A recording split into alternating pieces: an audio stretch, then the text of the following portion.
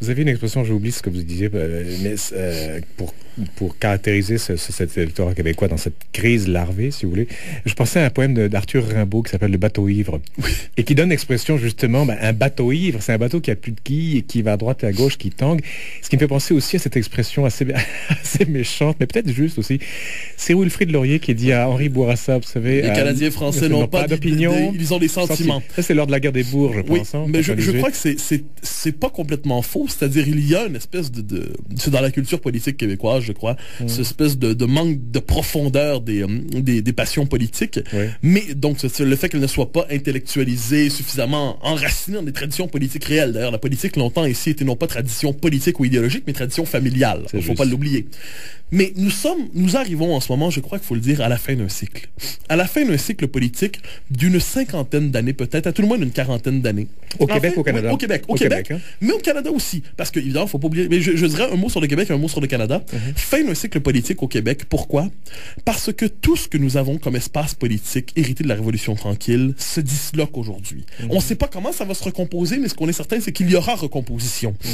Au Canada, le mythe trudeauiste commence à se lézarder, non pas parce qu'on n'y croit plus, mais parce qu'il a donné ses effets et on passe à autre chose. Le Canada se déplace peu à peu vers l'ouest. Le Canada central est de plus en plus, d'une certaine manière, alors que c'est le Canada fondateur, le Canada central dépérit. Le Canada se transforme profondément en ce moment. On a l'Atlantique qui n'est plus le parent pauvre de la Confédération et qui, grâce à l'économie de l'énergie, réussit à développer ses propres préférences régionales. On a la Colombie-Britannique qui a une forme de société distincte, le mot qu'on vient davantage sur l'Atlantique que pour nous. Le Québec, c'est une nation. Elle est beaucoup plus proche de l'Oregon et de tout ça. Bien sûr. Canada, en fait. On a l'Ouest qui est texan, et on a l'Ontario qui est le vieux Canada finalement. Mais l'Ontario est ce qui reste du Canada, avec Montréal peut-être, mais l'Ontario est ce qui reste du Canada et qui développe même son régionalisme spécifique.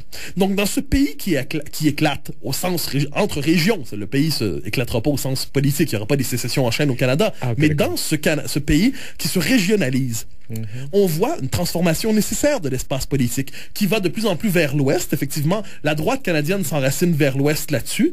Eh bien, il était fatal, par ailleurs, que la gauche canadienne en vienne à se recomposer d'une certaine manière. Et c'est une question qui va être intéressante, d'ailleurs, après l'élection, de voir dans cette recomposition inévitable de la gauche canadienne, d'ailleurs on en parle depuis un certain temps, pendant longtemps on pensait que les libéraux seraient la force hégémonique et le NPD serait la force d'appoint. Et c'était légitime parce que d'un côté il y a beaucoup plus d'expérience politique chez les libéraux et il y a beaucoup plus d'amateurisme au NPD qui est le lieu où circule toute une série de franges radicales, anti-américanisme radical, pacifisme, féminisme radical. Et bien là, à cause de la donne parlementaire nouvelle, on se retrouve dans une situation où pour faire l'union de l'opposition dans un contexte où l'opposition a intérêt à s'unir, c'est-à-dire un Parlement probablement minoritaire, eh bien, dans ce contexte, on se retrouve avec le NPD qui risque de devenir la force de recomposition dominante du progressisme pan-canadien. Et ça nous ramène à la question du Bloc.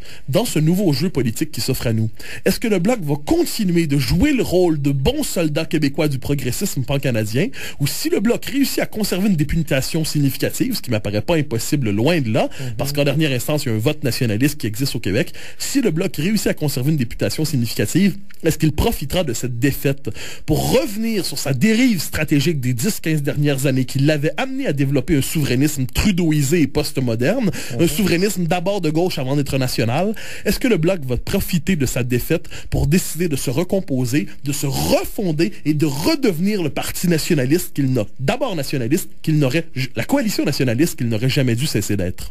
Est-ce que vous pensez que les libéraux qui n'en finissent plus de purger leur peine au Canada et au pays maintenant, est-ce qu'ils vont revenir un jour aux affaires publiques? Est-ce qu'ils n'ont pas l'air de savoir où ils vont? J'ai souvent dit à la blague que le 7e jour, Dieu, avant de se reposer, a créé le Parti libéral pour l'éternité. Alors le Parti libéral, bon je blague, mais je dirais que le Parti libéral est une force qui est profondément installée dans l'establishment canadien.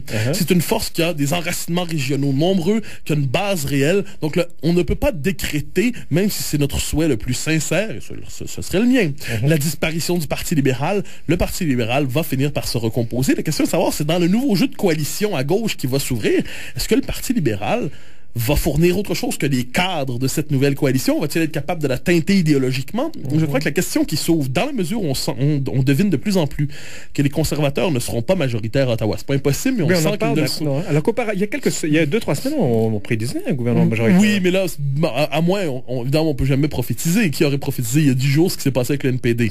Mais voyant ce qui se passe, on peut croire que là, la question de la coalition reprend toute son importance. Eh bien, il y a une quinzaine de jours, s'il y avait coalition, qui aurait douté qui aurait douté du fait que Michael Ignatieff en aurait été le chef? Eh bien, on se retrouve dans une situation où Jack Layton risque de se redevenir non seulement chef de l'opposition, mais peut-être même chef de coalition, et par là peut-être premier ministre potentiel du Canada. Alors là, quand on dit qu'un pays éclate véritablement dans son alignement politique, on en voit un exemple. On peut en tirer peut-être une morale valable au-delà du Canada et du Québec. Ceux qui en politique fonctionnent à partir du principe de nécessité et qui croient tout expliquer à partir de tendances si lourdes qu'elles sont inéluctables devraient se rappeler que la politique est le domaine privilégié de l'événement, de l'inattendu, et de ce côté, les plus grands stratèges sont ceux qui sont capables de capitaliser sur l'inattendu en fonction de leur propre option et de leur propre camp, plutôt que de se laisser dissoudre par un événement si fort qu'il risque de les annihiler. On peut espérer que le Bloc québécois, devant la vague orange qui tombe sur lui, réussisse, après l'élection à tout le moins, à se refonder et à redevenir le parti qu'il n'aurait jamais dû cesser d'être, et par là, qu'il n'aurait probablement pas risqué la disparition. Donc il y a trois éléments maintenant d'incertitude. Il y a la politique, l'économie et la météo, je pense. Oui, absolument. Mais la météo, il y a la certitude que ça va toujours mal. L'économie, il y a la certitude que ça va jamais si bien, si mal. La politique, là, c'est le domaine du désastre. Dernière question, Mathieu. Si ce que vous dites est vrai, que le Canada éclate au point de vue des partis, des allégeances politiques, tout ça, et de la régionalisation, le Québec va devenir une région. Oui. Est-ce que c'est bon pour l'option souverainiste? C'est pas bon? Comment est-ce qu'on va conjuguer la question nationale dans ce nouveau contexte? Ah ben voilà, j'écrivais un papier là-dessus dans Éco Montréal récemment, dans le journal, dans l'édition d'avril d'Éco Montréal, où je montrais comment les souverainistes qui ont l'habitude, avec raison, qui ont eu l'habitude avec raison de poser la question nationale, c'est-à-dire le Québec dans le Canada, le Québec par rapport au Canada anglais. Eh bien, la vieille dualité nationale Québec français, Canada anglais est en train de disparaître. Le Canada se transforme et, à mon avis, je l'ai souvent écrit, si les souverainistes veulent être capables de refonder leur projet, ils doivent désormais marquer une polarisation très ferme entre, d'un côté, le Canada multiculturel de l'idéologie officielle du multiculturalisme, la formule de Jacques Attali, le laboratoire de l'utopie. Les Québécois doivent les souverainistes doivent polariser très clairement par rapport au Canada trudeauisé, le Canada postmoderne tel qu'il se présente devant nous. Mais qui disparaît d'ailleurs, parce que Harper n'est pas de multiculturaliste. Non, mais de l'autre côté, vous l'avez vu être capable de jouer. Il a défendu le multiculturalisme au débat des chefs, donc effectivement, il est beaucoup moins zélé que Trudeau. Bon. Mais néanmoins, ça fait partie de la constitution du Canada, qu'on le veuille ou non. Eh bien, est-ce que les souverainistes vont être capables de trouver de nouvelles stratégies de polarisation par rapport à ça? J'ai toujours été convaincu d'une chose, c'est en défendant une stratégie clairement identitaire, au sens du nationalisme majoritaire décomplexé, que le souverainisme pourrait se refaire une santé. Reste à savoir si les souverainistes veulent se refaire une santé ou s'ils préfèrent le coma de celui qui sait qu'il ne se relèvera pas et qui a le confort d'être couché. Oh mon Dieu, que ces paroles sont amères.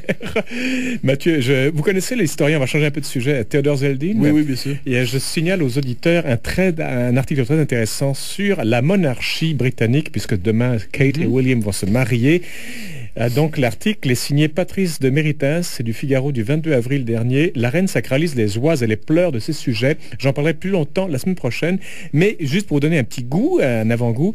Alors, les questions que l'on pose, c'est à quoi sert la monarchie? Que représente-t-elle pour le Royaume-Uni et pour le reste du monde? Et je rappelle que la reine d'Angleterre est reine de 16 pays quand même, du Canada aussi, même si ça ne nous plaît pas toujours. Quel est cet avenir de cette monarchie? Alors c'est Theodore Zeldin, Z-E-L-D-I-N, qui est historien, sociologue et philosophe britannique qui enseigne à Oxford. Répond à cela dans un très très long article et je vous en donne juste une petite amorce pour vous donner l'eau à la bouche. Voilà sa réponse. L'engouement universel qu'elle suscite, donc la monarchie, révèle les valeurs profondes, les rêves comme les manques et les déceptions d'aujourd'hui. En premier lieu, les incertitudes face à l'avenir qui poussent les gens vers le passé. La monarchie est un symbole de permanence lorsque les repères pour l'avenir se sont évanouis. Les idéologies sont finies, le communisme est mort. Face à cette sorte de néant, on réinvente le passé pour soutenir les esprits. En un mot, Mathieu, vous êtes d'accord avec ça ou pas? Plutôt quand même. Éric Bédard a écrit un très beau papier hier, un petit papier, mais très beau papier sur Cyberpresse, rappelant que c'est par la force de ces traditions et non son ancrage dans une certaine permanence que les Britanniques avaient peut-être eu la force morale de résister, par exemple, pendant la Deuxième Guerre mondiale, que les pays ne se fondent pas seulement sur un contrat ou un idéal, mais aussi sur une tradition et des coutumes. Voilà qui fait quelquefois leur force. De ce point de vue, n'étant pas britannique, je souhaite me délivrer de la monarchie britannique, Mais si j'étais britannique, je ne serais certainement pas républicain. Mais vous êtes un sujet britannique, vous. Oui, mais je m'en désole. Je fais partie de ceux qui souhaitent néanmoins une République du Québec. Mais bon, une fois que c'est dit, on peut avoir une sympathie pour cette grande puissance de civilisation qu'était la Grande-Bretagne. En tout cas, pour vous consoler, Mathieu, il y a une chose. Les économistes disent que la monarchie britannique, c'est de l'argent, ça rapporte en tourisme, etc. Et les plus passionnés par ça, c'est les Russes, les Chinois et je crois les Américains. Et les gens qui ont trop de temps libre. Mais oui, moi par exemple. Et alors, il dit une chose, l'historien Theodor Zeldin, la Grande-Bretagne, bon an mal an, peut compter sur une manne régulière de 500 millions de livres sterling, ça veut dire à peu près 800 millions de dollars, je pense, par année, grâce au tourisme axé sur la monarchie. Je parlais des Chinois.